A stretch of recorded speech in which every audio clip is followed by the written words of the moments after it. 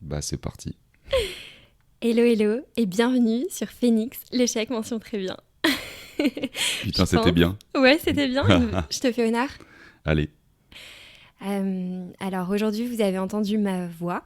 Je me présente vite fait, je suis Manon de l'ascenseur émotionnel et j'ai eu le plaisir d'interviewer Enzo dans mon podcast où il s'est livré à cœur ouvert sur son parcours et sur ses émotions. Et il m'a fait l'honneur de pouvoir l'interviewer pour clôturer le dernier épisode de Phoenix, l'échec mention très bien, ton podcast. Ouais, hyper content. Ça s'est fait naturellement. C'est vrai qu'on Ouais. avait bien fité sur ton podcast et on s'était dit tiens, ce serait cool qu'il y ait un épisode bonus à la fin, que tu reviennes toi sur tout ça et du coup bah, c'est spontané. Bah viens on le fait ensemble. Bon bah viens on le fait Carrément. ensemble. Trop cool. C'est vrai qu'on avait passé un bon moment et je me souviens de beaucoup de rires assez spontanés alors qu'on parlait de sujets quand même. Assez glauque. Il neigeait, hein. Rappelle-toi, un 1er avril, il neigeait. Des bars. Neigé. Aujourd'hui, on se revoit quelques mois après. Je suis en short à la maison, parfait. Et en fait, ouais, je trouvais ça très... En fait, je pensais que ça allait être hyper intéressant de t'entendre, toi, dans ton podcast et de voir un petit peu, après une cinquantaine d'épisodes, Mhm. ce que ça a changé en toi, ce que ça a révélé en toi. Enfin voilà, et qu'est-ce que tu en fais aujourd'hui de tout ça? Comment est-ce que tu vas le transformer? Enfin voilà, j'ai plein de questions. J'ai apporté ma très fiche très peur. Bristol. J'avais très très peur de ta fiche Bristol. Parce que moi, j'ai, comme d'habitude, rien préparé. Ouais, moi j'ai plein de questions, donc ça tombe bien. Alors, la première question, forcément, c'est l'angle de l'échec. Mhm. Pourquoi est-ce que tu as choisi de faire un podcast sur cet angle? J'en ai parlé déjà dans d'autres podcasts que j'avais pu faire avant, en tant qu'invité. L'échec, c'est quelque chose que j'ai connu dans plein de domaines différents de ma vie, que ce soit scolaire, sportif, sentimental, relations parentales, professionnelles. Et il y a eu un moment où j'ai monté ma boîte assez jeune et j'ai rencontré quelqu'un qui parlait d'échecs en Suisse avec qui j'ai hyper bien fité. Mhm.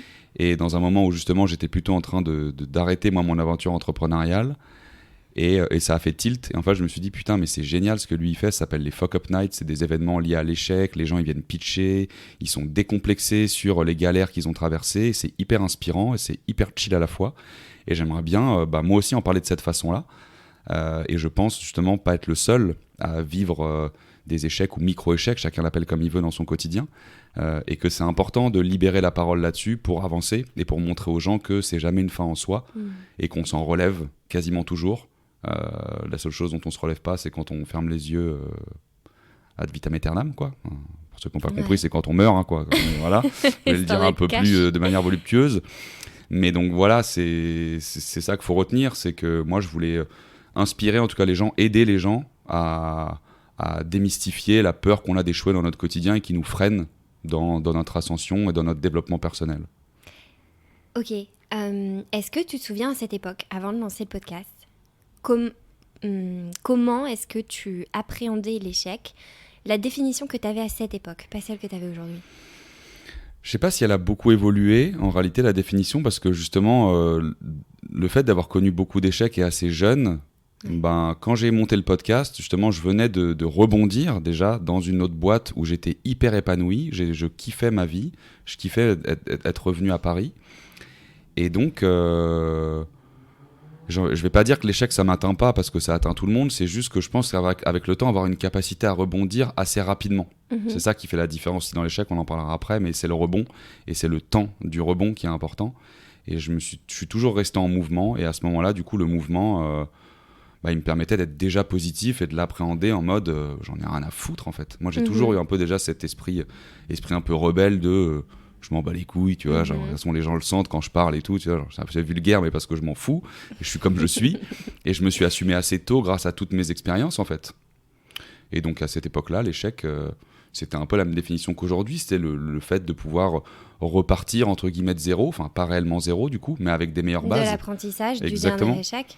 Et que c'était jamais une fin en soi. Aussi dur puisse être la chute, à des moments donnés, je me suis retrouvé dans le bad, à être dans le noir, à pas vouloir voir personne, à être vraiment en déprime. Et en fait, il y a toujours eu un autre moi derrière, une petite voix qui est venue me rattraper en mode ouais, regarde, viens, on tente ça, viens, on fait ça, et puis on verra ce que ça donne. Et il suffit de pas grand-chose. Il y a toujours un élément déclencheur aussi dans l'échec. Et à force, quand tu prends du recul, et en tout cas, tu regardes derrière toi, tu dis putain, en fait, j'ai traversé tout ça, et puis en fait, j'en suis pas mort et j'en suis revenu. Et en fait, ça a été vraiment les actes fondateurs de ma vie, les échecs que j'ai pu traverser avant. Ok, merci. J'aimerais qu'on passe sur l'aventure podcast, qui est une aventure intense. De ouf. Toi, tu as commencé le premier épisode, tu te souviens de quand tu l'as enregistré ? Bah ouais, je me rappelle très bien des débuts. C'était juste avant le Covid, c'était janvier 2020. Et c'était justement avec Réginald, ce mec que j'avais rencontré en Suisse qui faisait les Fuck Up Night. Je me dis symboliquement, il faut que ce soit lui mon premier épisode. Et au début, je suis parti tête dans le guidon à annoncer un podcast alors que j'étais toujours pas validé sur les plateformes genre Spotify, Apple Podcast à une semaine de lancer mon premier épisode. Donc je m'étais foutu dos au mur en mode bon bah à cette date-là, je lance mon podcast. Je le sors quoi qu'il arrive. Ouais. Et une semaine avant, j'étais pas encore sur les plateformes, j'avais pas encore enregistré Réginald et j'ai dû tout faire un peu comme ça sur le tas. Ouais. J'avais même pas mon deuxième épisode de prévu. Je suis vraiment allé en mode let's go quoi.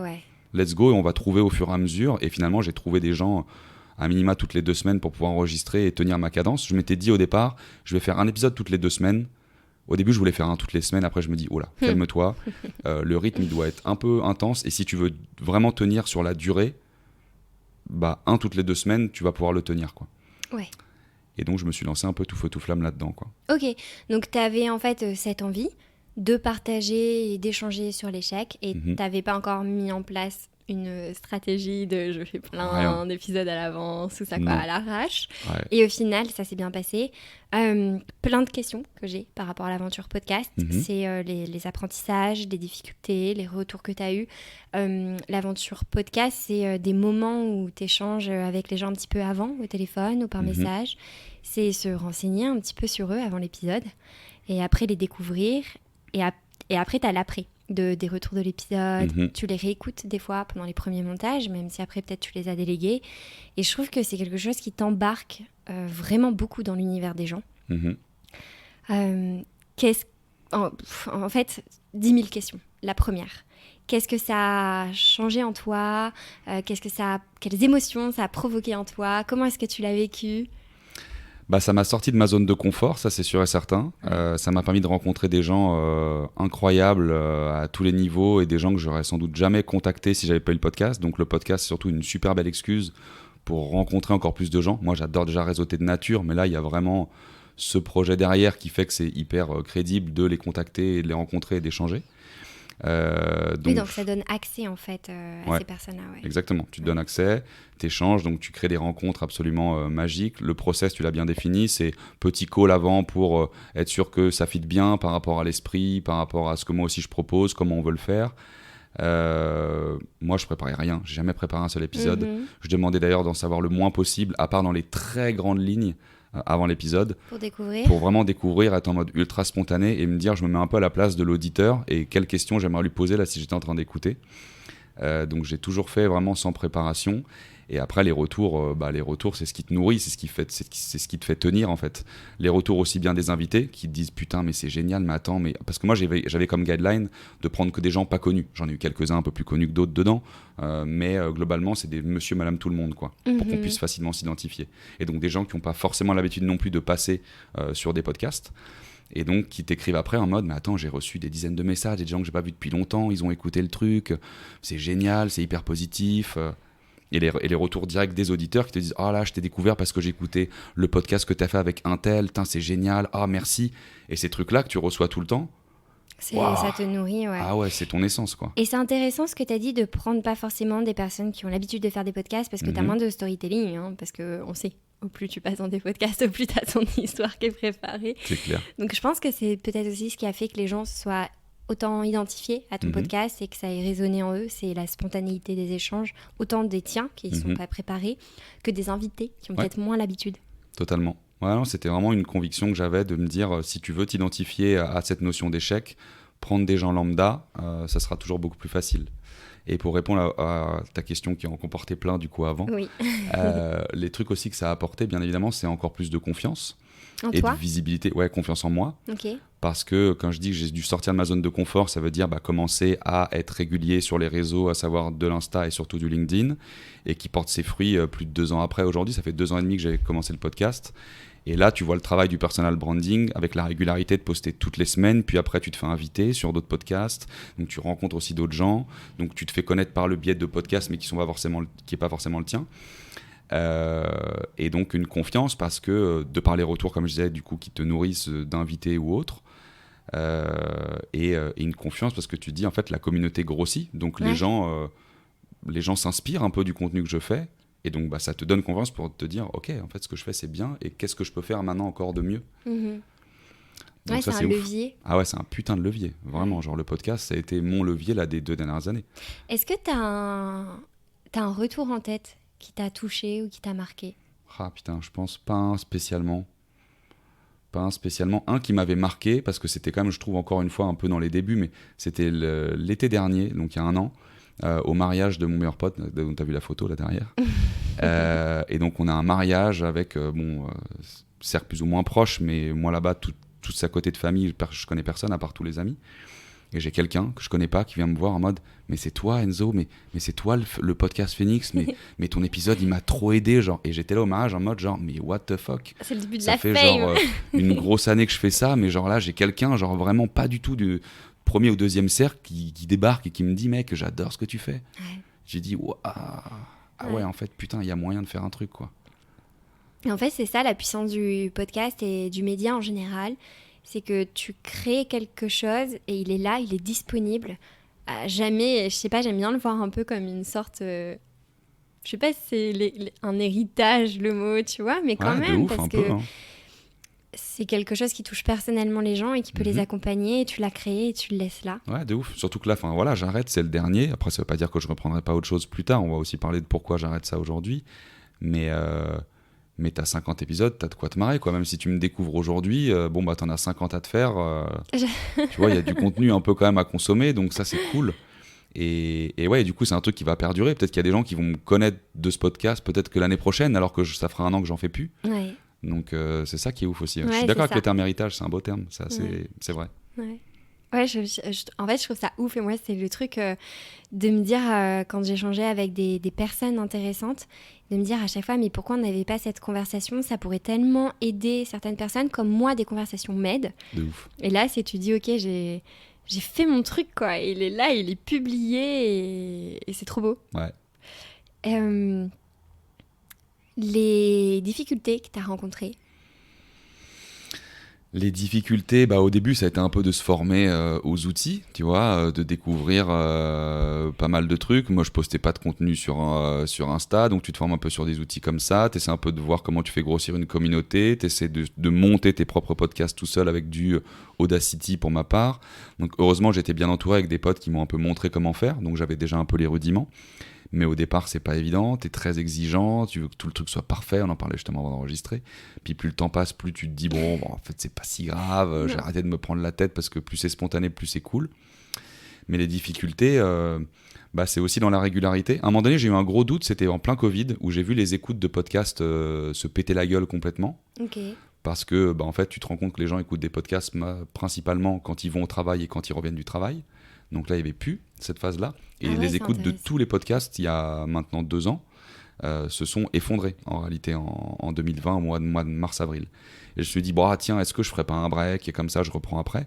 Et heureusement, je me suis pas écouté là-dessus. J'ai dit, non, ta gueule, viens, on continue, on tient ce qu'on dit, on est régulier. Et c'est juste ça, parfois, qui est dur, c'est de garder cette constance, cette régularité. La régularité, c'est extrêmement compliqué. Faut avoir suffisamment d'autodiscipline pour s'y tenir. Ouais. Et donc il y a des moments donnés où tu as un peu envie de lâcher, où moi j'ai toujours fait un break aussi l'été parce qu'il n'y a pas grand monde au mois d'août, et puis moi je pars et j'ai envie de couper. Et du coup la reprise à la rentrée, tu dis bon allez, il faut se remettre dedans, tu vois, genre tu peux avoir des petits soucis de motivation, tu vois, plus qu'autre chose. Ouais. Et dans les soucis de motivation comme ça, qu'est-ce qui te remotive et qu'est-ce qui te redonne un petit peu le peps?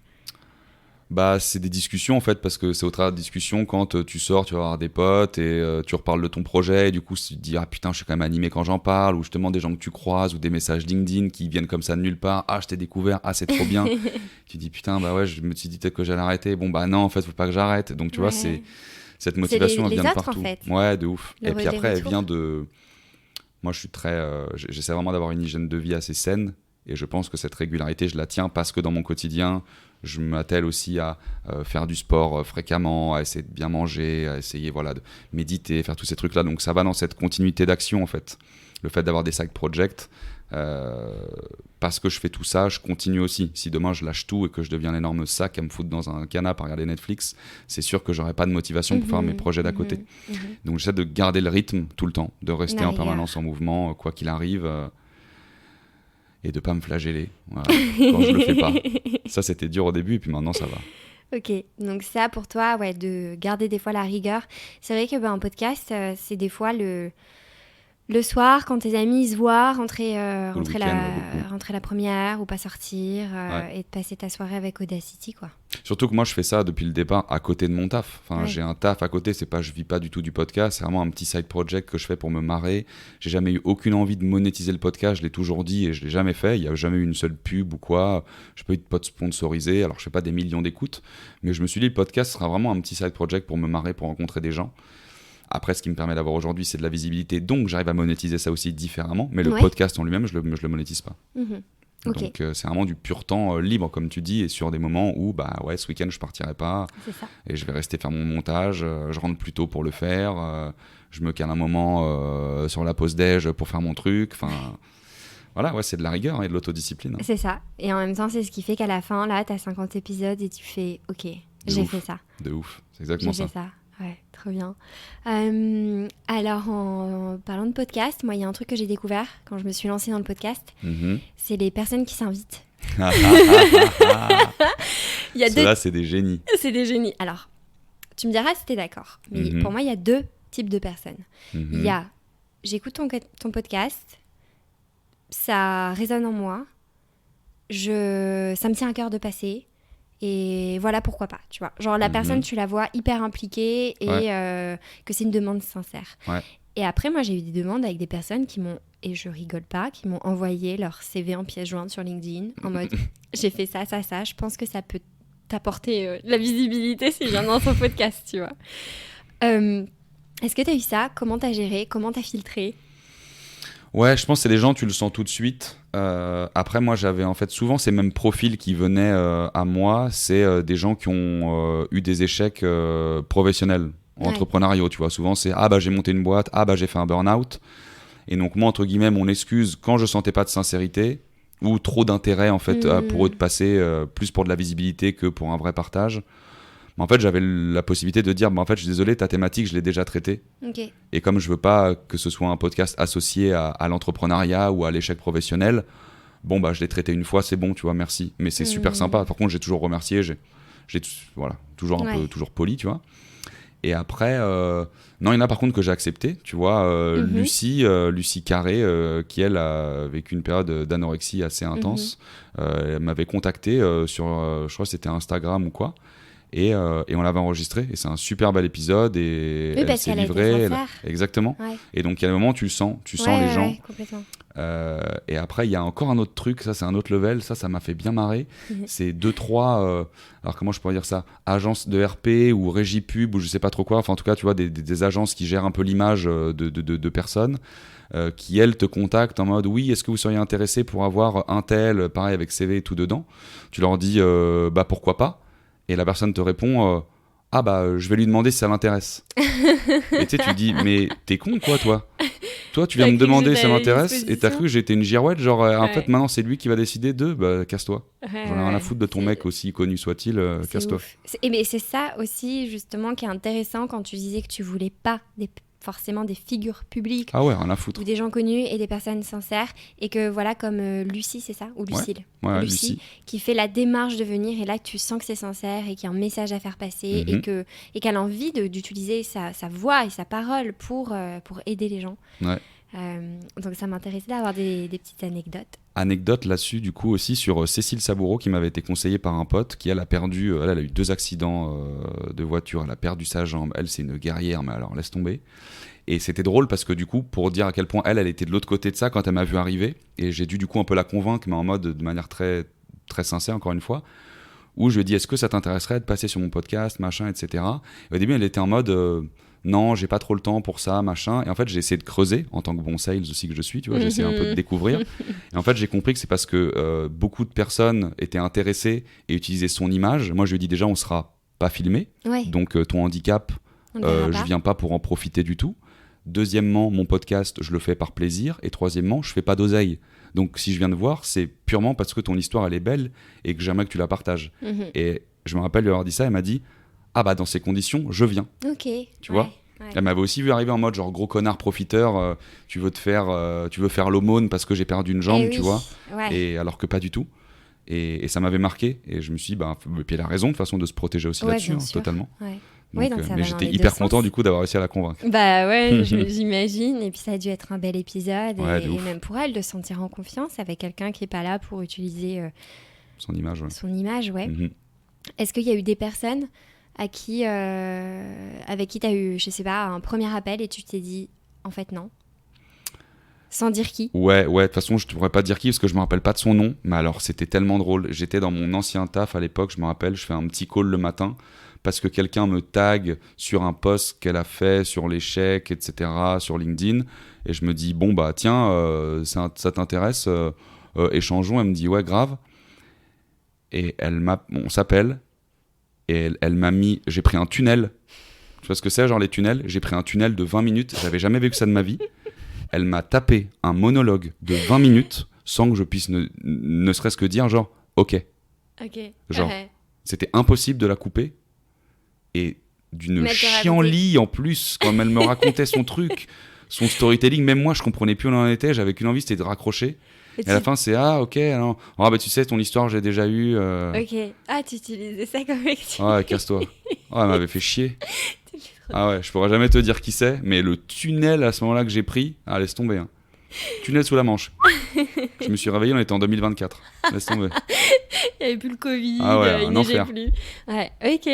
Donc une fois, ça t'est arrivé. Ouais, j'ai pas trop refusé de gens. Sinon je les refusais déjà avant parce qu'ils me pitchaient un peu leur histoire déjà et je leur disais, encore une fois, et il y en a certains, ils avaient sans doute des très belles histoires et je leur disais, mais juste, je veux pas être associé à l'entrepreneuriat, donc ton histoire, elle est cool. Après, il y en a plein qui l'ont vécu aussi, même si tu l'as vécu à ta façon. L'échec, c'est très personnel et il n'y a pas de gradation à mettre, comme je dis toujours. Mais du coup, non, j'en ai pas refusé tant que ça et j'ai pas pris tant de non plus, d'ailleurs, je me dis. C'est vrai que je suis assez fier de ça. Il y a peu de personnes qui m'ont dit non pour venir dessus ou qui m'ont pas répondu. Ça, c'est curieux parce que c'est un angle qui est pas facile. Ouais. Tu vois, l'angle de l'échec, d'accepter, Ouais. de parler de son échec en fait. Il y a un mec qui voulait pas, parce qu'on voulait parler de divorce, et j'aurais bien aimé avoir un gars qui parle de divorce avant de finir, mais c'est pas grave. Et il a dit oui, puis après il a redit non, puis après il m'a redit oui, puis après il m'a dit ouais, mais par rapport aux enfants, machin, je me sens pas. Je dis oula, pas de souci. Il y a eu ça, et il y a eu une nana aussi sur le harcèlement sexuel, Ouais. où j'ai réussi quand même à traiter cet épisode, mais on devait le faire, puis en fait non, puis en fait oui, puis après elle m'a dit non, je suis passé à autre chose, et j'ai compris, tu vois, j'ai accepté, donc ça Ouais. m'est pas arrivé beaucoup, mais pour des raisons qui sont totalement justifiées, tu vois. Oui, que forcément, c'est délicat. Ouais, j'ai proposé l'anonymat au cas où, Ouais. en disant ce sera peut-être exceptionnel pour un sujet comme le harcèlement, si tu veux on le fait sous anonymat, il y a pas de souci. Et elle avait réfléchi après, non, je dis bon, écoute, Ouais, ça ne se forçons comprend. pas, tu veux pas, il y a pas de souci. T'es dans ta reconstruction, le but c'est pas de ressasser non plus le passé, c'est très lourd ce genre d'expérience. Donc voilà, pas eu beaucoup de non sinon, donc assez content. Ok, trop bien. Alors, j'aimerais qu'on repasse peut-être un petit peu sur les différents épisodes, Ouais. pas les 50. Ouais, parce que putain, tu vas me foutre la pression, parce que même moi je me rappelle pas de tous. Est-ce que tu te souviens de l'épisode qui t'a le plus touché? Putain, il y en a eu plusieurs. Il y en a un, c'est récemment, donc forcément je l'ai plus en tête. C'est le sujet de la fausse couche. En plus, c'est une amie de la famille, mais moi que j'ai pas vu depuis genre que j'ai plus de couche culotte, quoi. Ouais.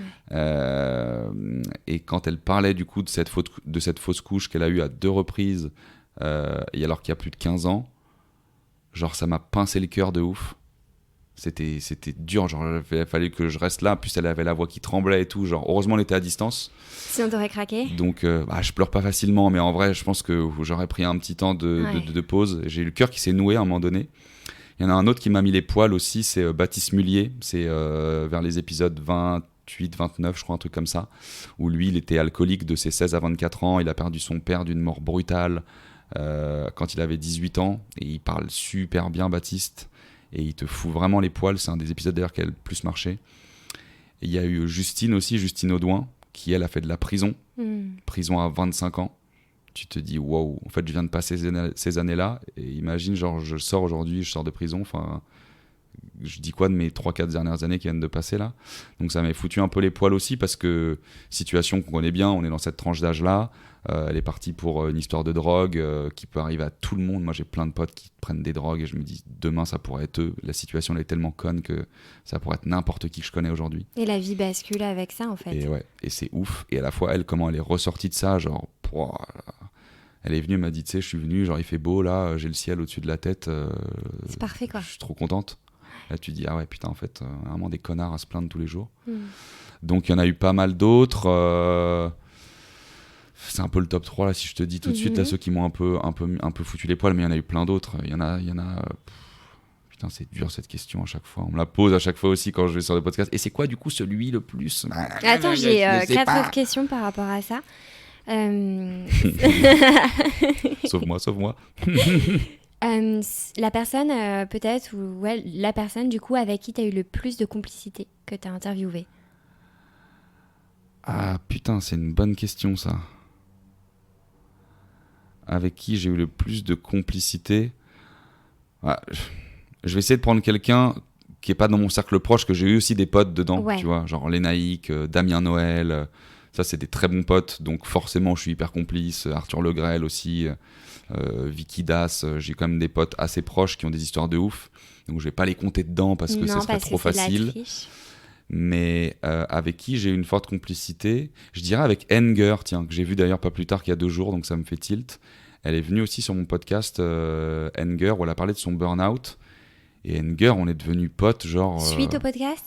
Bah ouais, en fait on s'était eu comme ça et elle m'avait invité, je l'avais invité sur le mien, après elle m'a invité sur le sien. Et genre on est trop potes aujourd'hui, genre on se recommande pareil sur des petites missions, des trucs, quand on se voit on est trop content. Et ça a fité direct, mais en réalité il y en a même d'autres avec qui ça a fait ça. J'essaie de me les revoir un peu tous en tête, mais je pense être assez spontané et assez cool et mettre les gens justement bien à l'aise avant. Et j'ai envie de dire, j'ai déjà des relations un peu privilégiées avec ces personnes-là, parce que pour qu'elles s'ouvrent autant sur des situations aussi marquantes et compliquées, c'est que j'ai déjà réussi à créer un lien hyper complice, tu vois. Sylvain Thion, c'était pareil, genre il est venu à la maison. En plus, quand ils viennent à la maison, c'est encore plus cool, tu vois. Bah oui. On se prend un petit café et tout, et on sort de là, on est hyper content de cette vue, et il y a déjà une sorte de fusion un peu. Après, tu te retrouves sur LinkedIn, machin, t'es trop content. Francky, c'est pareil. Francky, tu vois. Francky, tu vois, je l'ai eu en fait. Francky, c'est un amour de ouf. Lui, on l'a fité au premier appel, pareil, tu vois.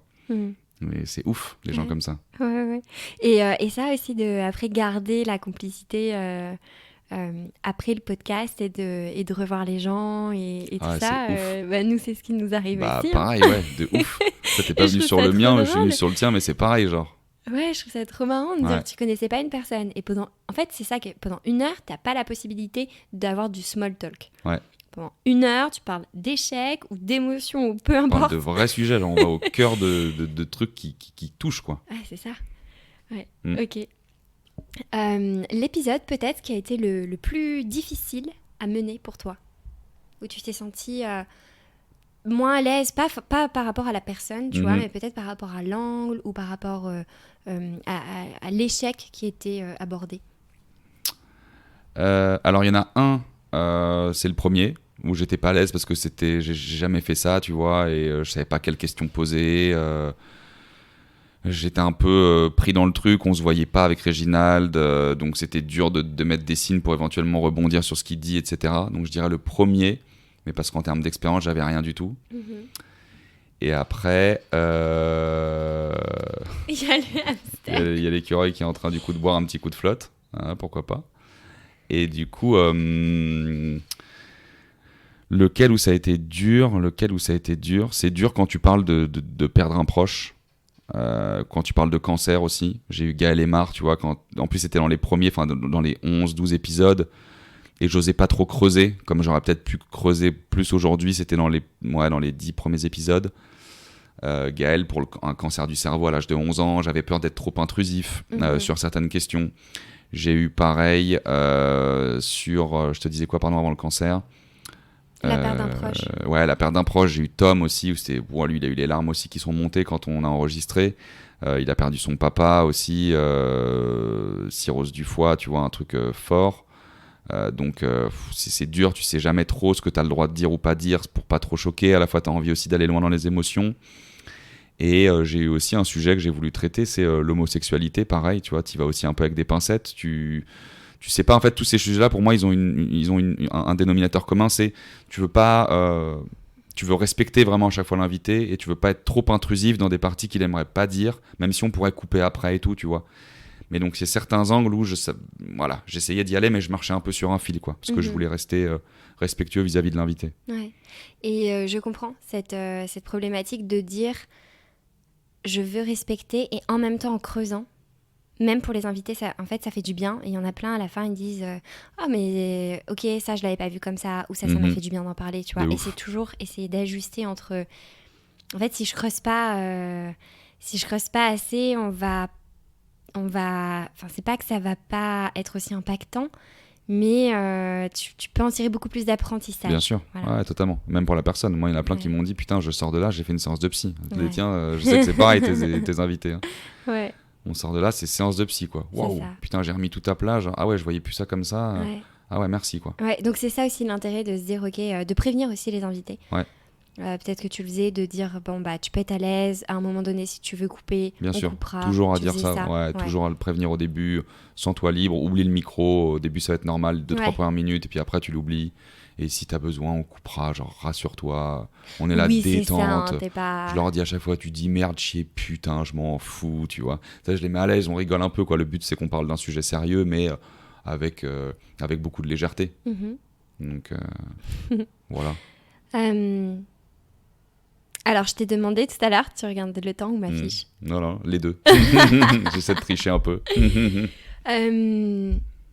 Je pense que j'avais la question... En fait, tout à l'heure, je t'ai demandé l'échec, comment tu le voyais avant.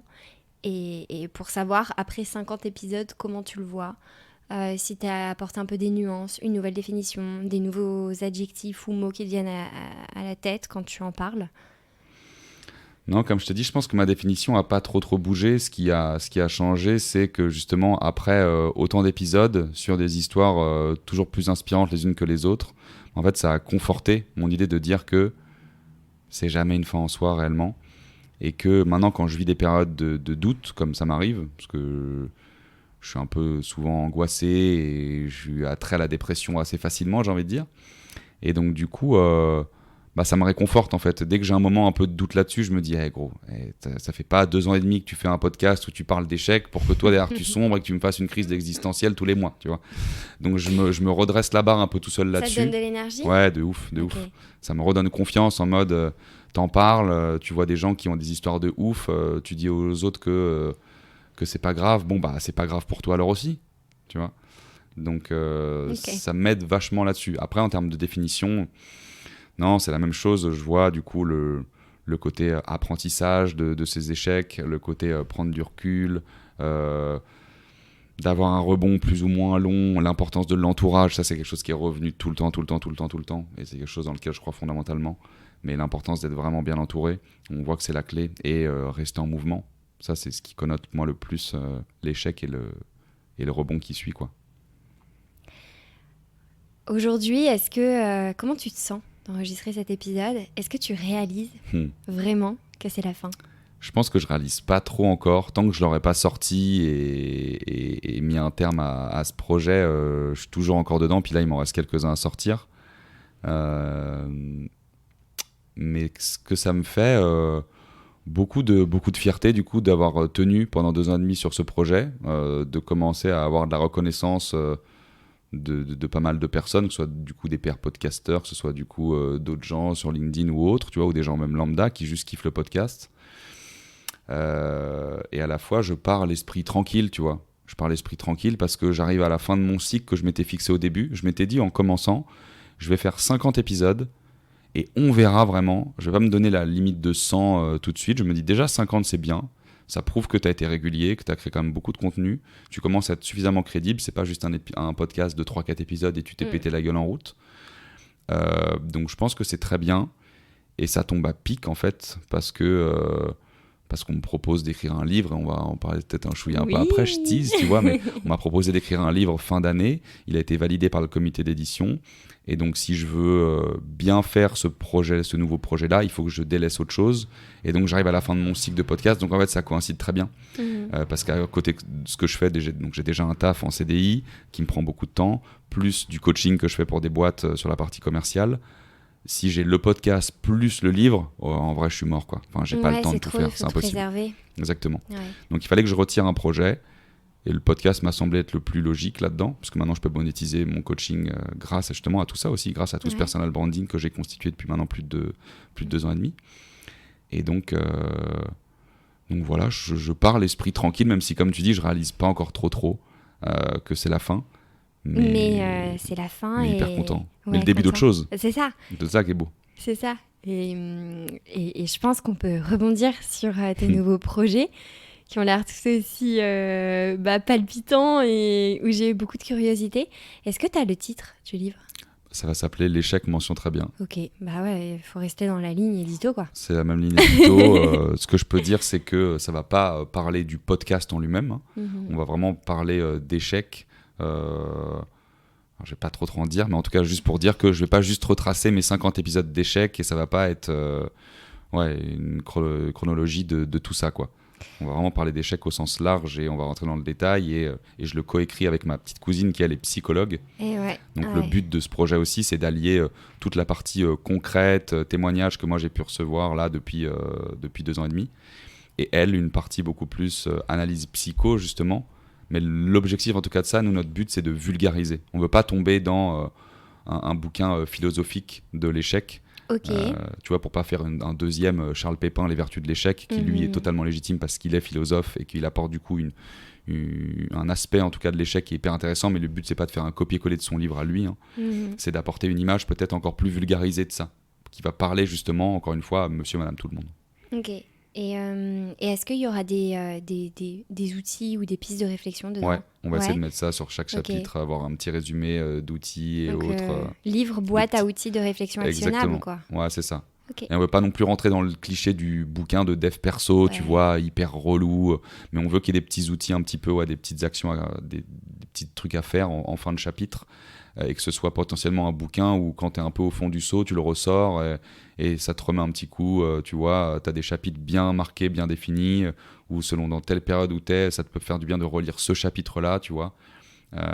Même s'il y a une chronologie dans l'échec, nous on veut que tu puisses aussi le consommer à ta guise, quoi. Ok, et est-ce que tu as une date de sortie que tu t'es mis ou pas ? Ça va plutôt être fin 2024 pour pas me donner pas me foutre trop de pression et pas dire un truc que je pourrais pas que je vais pas tenir, mais plutôt fin l'année prochaine. C'est un projet quand même, je vais en avoir pour au moins 1 an d'écriture là, pas loin, donc ce sera plutôt pour la fin d'année prochaine.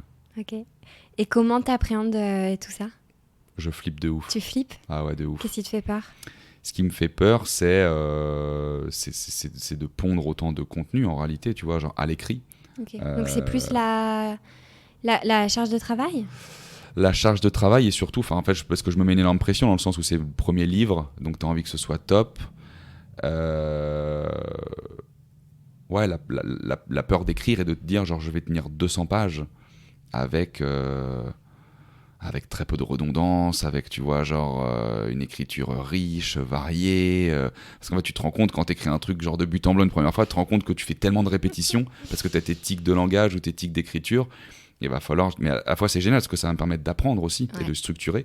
Peut-être que pour après, derrière, toute la création de contenu que je continuerai à faire donc, après le livre, peut-être que ça va me débloquer des compétences de ouf qui feront que ça sera encore plus simple pour moi après. Ouais. Donc, en vrai, c'est génial. Mais j'ai peur. Ouais. Tu vois ? Oui, puis je peux te comprendre parce que entre LinkedIn, Insta et tout, on est hyper habitué à y aller du tac au tac. Et c'est court, en ouais, réalité. Quand tu fais ça. un post LinkedIn, réellement, genre, c'est pas une page de Word que tu fais, hein, c'est un truc hyper aéré, mais à la fois, il faut aussi apprendre à structurer ta pensée et que chaque ligne ait de la valeur, donc ça, c'est intéressant.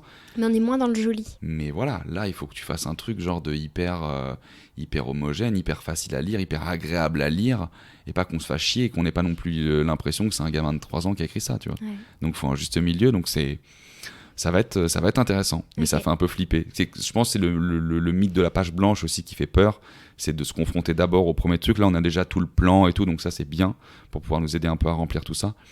Un plan hyper détaillé, mais maintenant, il va falloir écrire, quoi. Ouais. Il va falloir sortir le premier chapitre et voir avec l'éditeur si ça convient et faire les rajustements, puis après, faire tout le reste. C'est parti, quoi. Ouais. Ça va être une belle aventure. Ça va être ouf. Hâte de suivre ça. Tu vas partager ça où ? Je pense que je partagerai toujours sur LinkedIn, comme d'hab, sur la petite avancée. On verra, il y aura des petits livres en précommande, il y aura, voilà, on va aussi. Je vais m'inspirer aussi pas mal de ce qu'avait fait Alexis Minchala, qui est un super mec, grosse référence en freelance et en copywriting. Et lui, justement, son livre, qui est génial d'ailleurs, sur le freelance, il avait fait participer beaucoup sa communauté pour justement trouver le bon titre, pour avoir des idées, etc. Et donc je pense qu'au fur et à mesure de l'écriture du bouquin, j'essaierai d'inclure pas mal aussi de gens pour m'aider un petit peu à créer tout ça. Ouais. Bah oui, parce que c'est avec eux au final, ceux qui t'ont... Enfin, tu les as accompagnés pendant tous ces épisodes-là et ça, eux te rendent ça aussi aujourd'hui. De ouf. Je trouve ça trop cool, je trouve ça trop chouette de pouvoir les impliquer dedans en tout cas. Grave. Ouais. Ce qui me donne le fil pour te poser l'une des questions que tu poses tout le temps dans ton podcast. Les questions pour la mention. Putain, je me retrouve de l'autre côté là.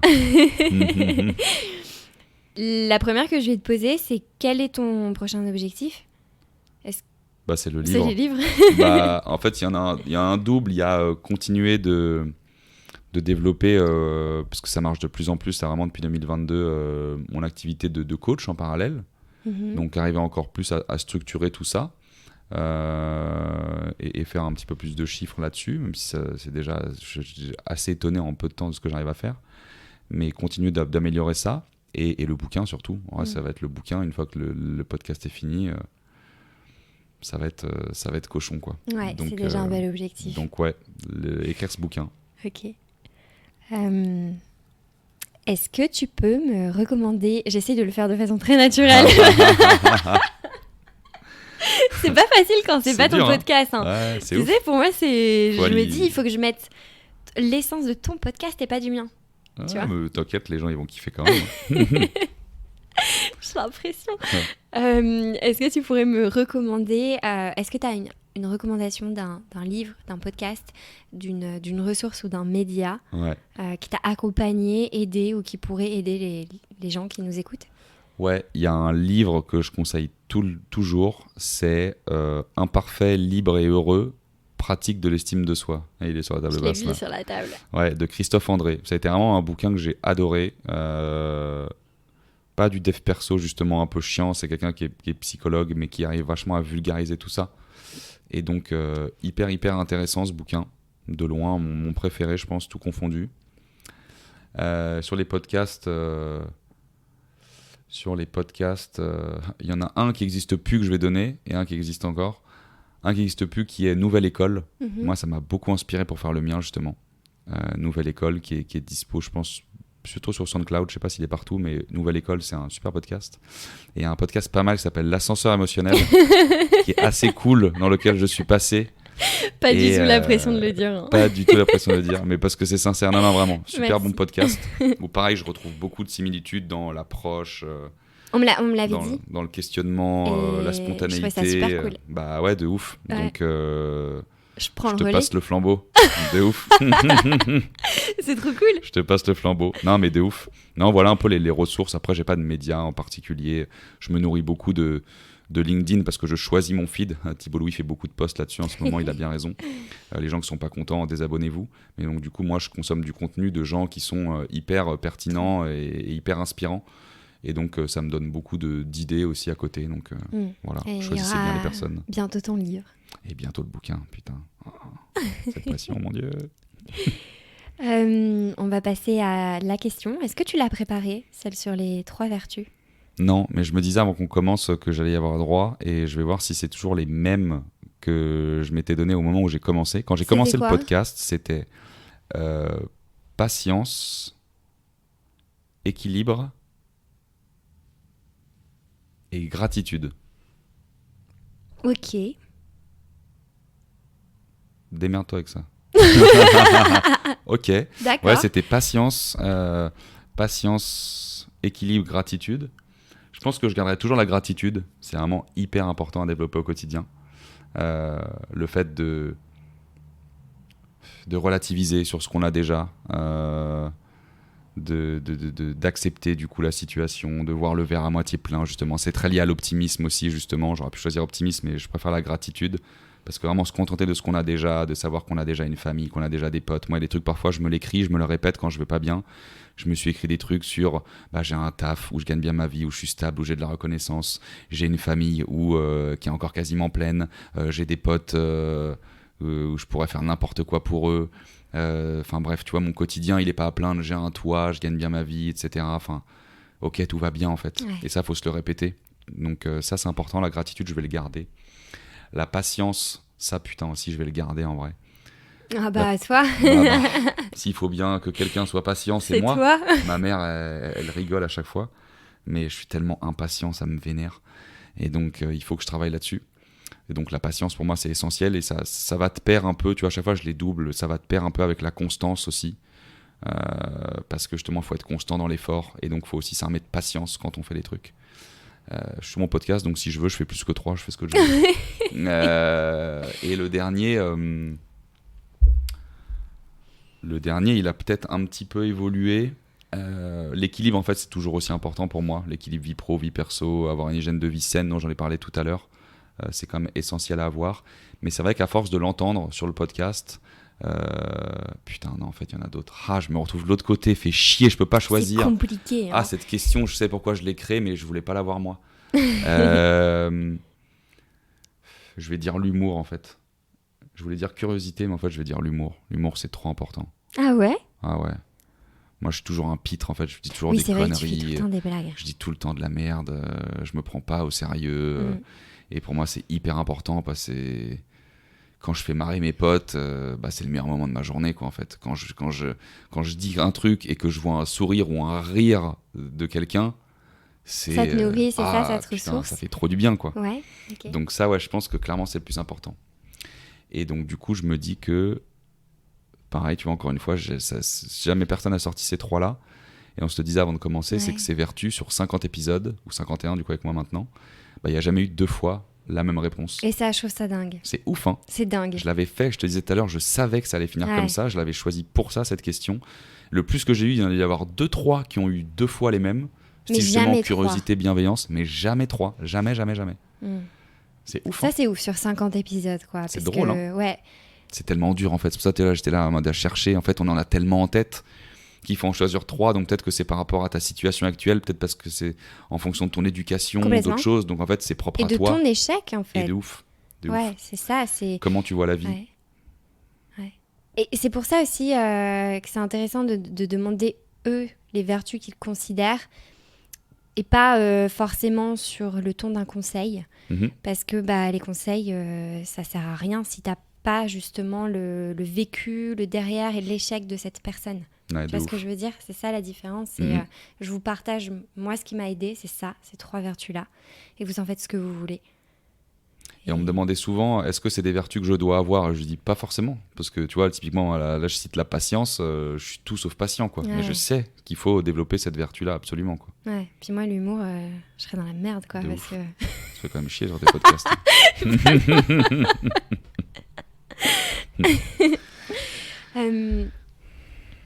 Qu'est-ce que tu aimerais dire à tes auditeurs? Ah putain, c'est le moment de la fin, là. Qu'est-ce que tu aimerais leur dire? Ces personnes qui t'ont écouté, parce que je suis sûre qu'il y a des personnes qui ont écouté tous tes épisodes ou qui te suivent depuis longtemps. Je pense que c'est un peu la consommation, comme si c'était du Netflix, un podcast. Ouais, j'aimerais dire forcément un immense merci. Pour le coup, je suis rempli de gratitude de tous les messages que j'ai pu recevoir. Ceux qui n'ont jamais osé m'écrire, dites-vous que je suis le mec le plus accessible de la Terre, donc ayez pas peur de m'écrire. C'est ça, parce que j'ai un de mes potes là, un collègue, qui est parti récemment en soirée. Et il a retrouvé une nana sur place qui m'a envoyé une photo. Il me dit, c'est ta plus grande fan. Elle a écouté tous tes podcasts. Elle ose pas t'écrire. Je dis, mais ta gueule, mais envoie-moi un message, tu vois. Donc non, n'hésitez pas à m'écrire, ceux qui n'ont jamais osé. Je serais toujours. J'adore en fait échanger avec la communauté.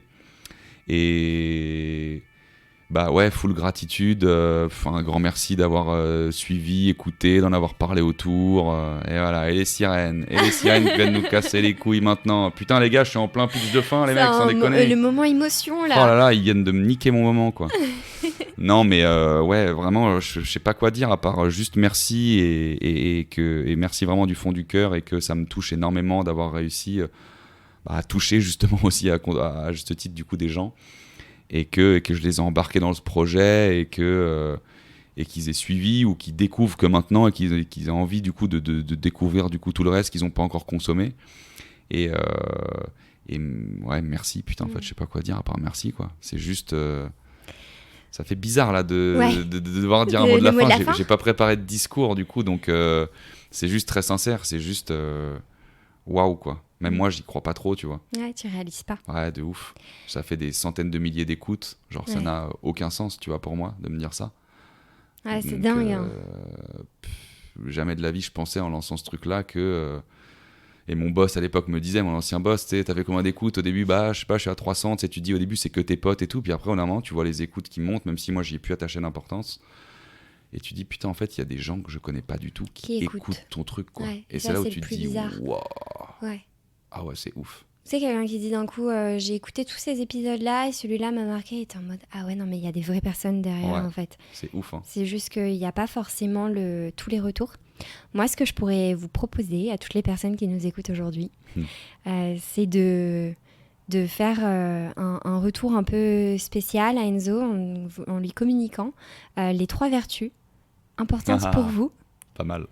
Et peut-être l'épisode qui vous a le plus touché, pourquoi. Et peut-être un petit mot aussi sur Enzo, qui est une personne qui nous a accompagnés pendant beaucoup d'heures. Et pour lui envoyer de la force, pour écrire son livre, pour clôturer avec lui cette étape, s'il vous a accompagné pendant autant d'heures. Et je pense que ça serait un beau geste. Où est-ce qu'il pourrait te contacter ? Soit, c'est le mec qui lâche rien, soit sur Apple Podcast, va mettre 5 étoiles et le connard, c'est le truc. Non, ceux qui ont envie de mettre 5 étoiles, vous pouvez, comme ça fera toujours un bel historique, un bel héritage, comme tu disais tout à l'heure. Sinon, non, vous pouvez m'écrire direct sur LinkedIn, en message privé. Je réponds sans exception à tous les messages, même si parfois j'ai un peu de retard, comme je dis toujours. Il n'y a vraiment jamais une personne que je laisse de côté, sauf ceux qui me démarchent. Mais quand c'est des messages comme ça, 100% du temps je réponds et avec plaisir pour même s'appeler. Il y a des gens qui me demandent de les appeler après des retours ou quoi. Je suis toujours hyper preneur. Tu devrais faire une fête. Mais tu fais pas si bien dire, mais j'aimerais beaucoup, peut-être faire ça. Mais dans un bail, tu devrais. Tu viens de me foutre un merdier parce qu'on va rien couper de cet épisode, c'est sûr. Tu devrais trop faire une fête pour célébrer ça. Ouais, on pourrait faire une grosse fiesta, la clôture de Phoenix. Et t'invites tes auditeurs. J'invite tout le monde, même ceux qui n'ont jamais écouté. Ouais. Il y a combien d'auditeurs uniques? J'invite tout le monde. Ouais. Bon, par contre, je paye pas pour tout le monde, je préfère le dire, les gars. Ça va bien, ça. Bah, t'invites à l'eau, quoi. Je paye la cristalline. Non, mais ça peut être cool, de trouver un gros bar, un truc où les gens viennent se rencontrer aussi, réinviter les invités. Me foutre le bordel, là, celle-là, mais c'est une belle idée. Tu vas avoir tes emails inondés et la fête à préparer. Trop bien, franchement, si je peux ne pas toucher terre avec que des messages sur LinkedIn de gens qui répondent à ce que tu as dit là, ou même si vous voulez pas forcément envoyer les vertus, mais que vous voulez juste m'écrire un petit message, c'est toujours avec plaisir. C'est ça, moi c'était pour donner un angle pour des personnes qui osent pas forcément. Très très cool.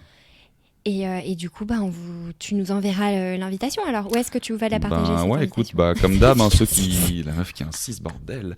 Ceux qui me suivent pas déjà sur LinkedIn, ajoutez-moi sur LinkedIn, clairement, parce que c'est là où je communique le plus. Le compte Insta que certains doivent suivre, c'est un truc que j'ai un petit peu lâché au fur et à mesure du temps.